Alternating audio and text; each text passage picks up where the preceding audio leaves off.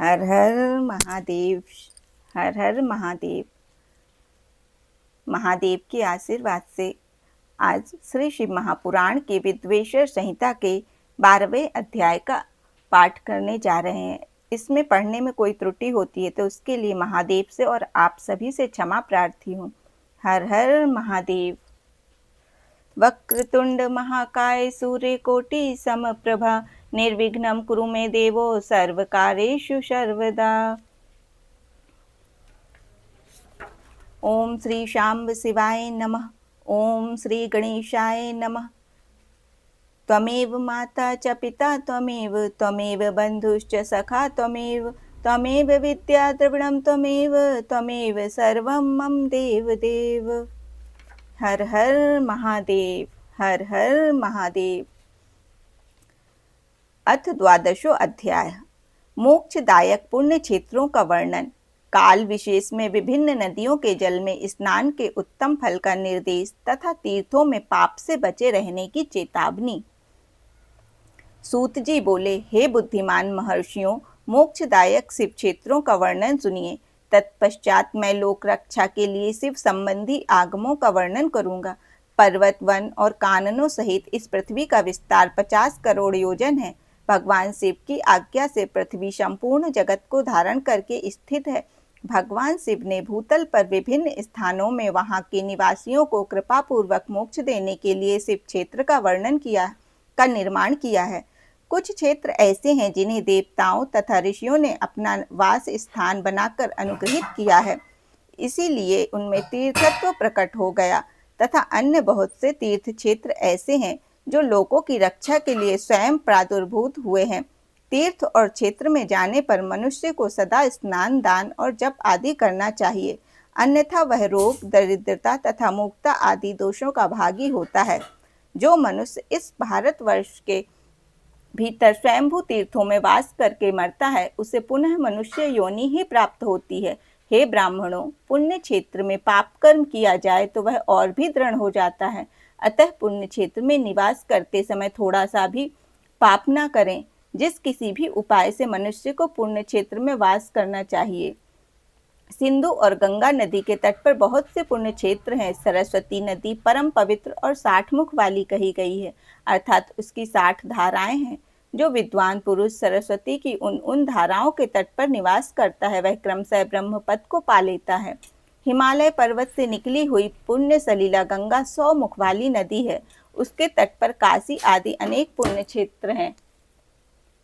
वहां मकर राशि के सूर्य होने पर गंगा की तटभूमि पहले से भी अधिक प्रशस्त एवं पुण्यदायक हो जाती है। सोनभद्र नद की 10 धाराएं हैं। वह बृहस्पति के मकर राशि में आने पर अत्यंत पवित्र तथा अभीष्ट फल देने वाला हो जाता है। उस समय वहां स्नान और उपवास करने से विनायक पद की प्राप्ति होती है। पुण्य सलीला महानदी नर्मदा के 24 मुख स्रोत हैं। उसमें स्नान तथा उसके तट पर निवास करने से मनुष्य को वैष्णव पद की प्राप्ति होती है। तमसा नदी के 12 तथा रेवा के 10 मुख हैं। परम पुण्यमयी गोदावरी के 21 मुख बताए गए हैं। वह ब्रह्म हत्या तथा गौवध के पाप का भी नाश करने वाली एवं रुद्र लोक देने वाली है। कृष्णवेणी नदी का जल बड़ा पवित्र है। वह नदी समस्त पापों का नाश करने वाली है। उसके 18 मुख बताए गए हैं तथा वह विष्णु लोक प्रदान करने वाली है। तुंगभद्रा के 10 मुख हैं। वह ब्रह्मलोक देने वाली है। पुण्य सलीला सुवर्ण मुखरी के 9 मुख कहे गए हैं। ब्रह्मलोक से लौटे हुए जीव उसी के तट पर जन्म लेते हैं। सरस्वती, पंपा, कन्याकुमारी तथा शुभकारक श्वेत नदी, ये सभी पुण्य क्षेत्र हैं। इनके तट पर निवास करने से इंद्रलोक की प्राप्ति होती है। सह पर्वत से निकली हुई महानदी कावेरी परम पुण्यमयी है। उसके 27 मुख बताए गए हैं। वह संपूर्ण अभीष्ट वस्तुओं को देने वाली है। उसके तट स्वर्गलोक की प्राप्ति कराने वाले तथा ब्रह्मा और विष्णु का पद देने वाले हैं।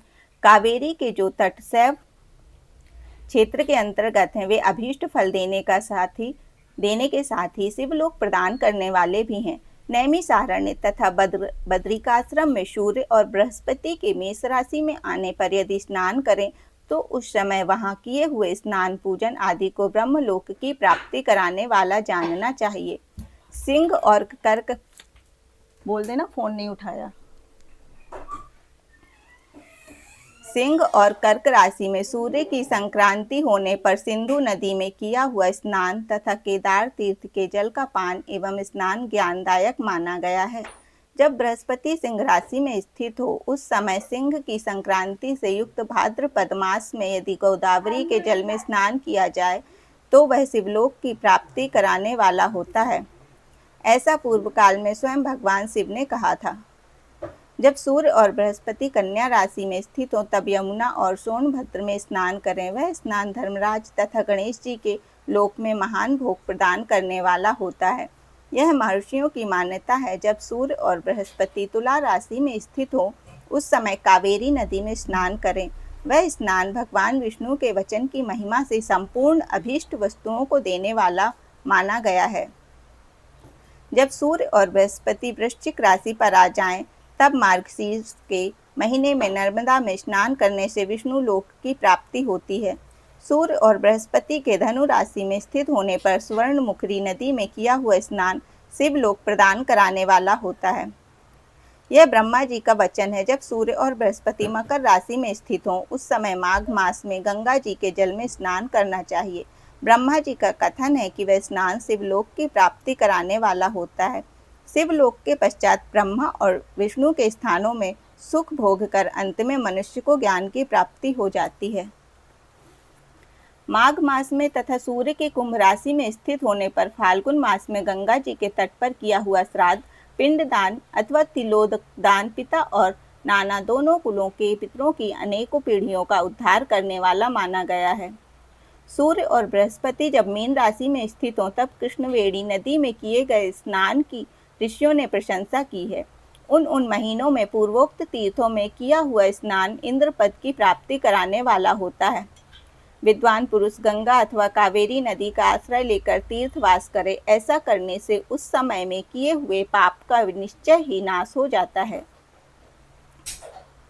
रुद्र लोक प्रदान करने वाले बहुत से क्षेत्र हैं। ताम्रपर्णी और वेगवती ये दोनों नदियां ब्रह्मलोक की प्रतिरूप फल देने वाली हैं। उन दोनों के तट पर अनेक स्वर्गदायक क्षेत्र हैं। उन दोनों के मध्य में बहुत से पुण्यप्रद क्षेत्र हैं। वहां निवास करने वाला विद्वान पुरुष वैसे फल का भागी होता है। सदाचार, उत्तम वृत्ति तथा सद्भावना के साथ मन में दया भाव रखते हुए विद्वान पुरुष को तीर्थ में निवास करना चाहिए, अन्यथा उसका फल नहीं मिलता। पुण्य क्षेत्र में किया हुआ थोड़ा सा पुण्य भी अनेक प्रकार से वृद्धि को प्राप्त होता है तथा वहां किया हुआ छोटा सा पाप भी महान हो जाता है। यदि पुण्य क्षेत्र में रहकर ही जीवन बिताने का निश्चय हो तो उस पुण्य संकल्प से उसका पहले का सारा पाप तत्काल नष्ट हो जाएगा, क्योंकि पुण्य को ऐश्वर्यदायक कहा गया है। हे ब्राह्मणों, तीर्थवास जनित पुण्य कायिक, वाचिक और मानसिक सारे पापों का नाश कर देता है। तीर्थ में किया हुआ मानसिक पाप वज्र लेप हो जाता है। वह कई कल्पों तक पीछा नहीं छोड़ता है। वैसा पाप केवल ध्यान से ही नष्ट होता है, अन्यथा नष्ट नहीं होता। वाचिक पाप जप से तथा कायिक पाप शरीर को सुखाने जैसे कठोर तप से नष्ट होता है।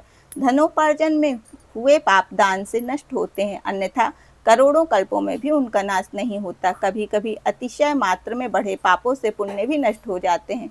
पुण्य और पाप दोनों का बीजांश, वृद्ध्यांश और भोगांश होता है। बीजांश का नाश ज्ञान से, वृद्ध्यांश का ऊपर लिखे प्रकार से तथा भोगांश का नाश भोगने से होता है।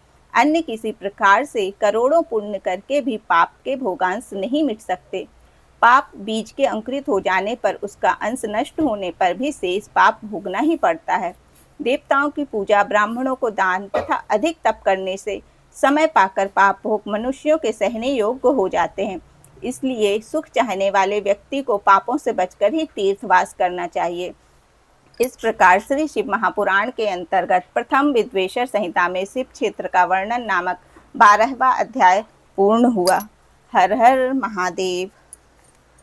हर हर महादेव। महादेव की करुणा, कृपा, आशीर्वाद आप सभी पर सदैव बना रहे। हर हर महादेव।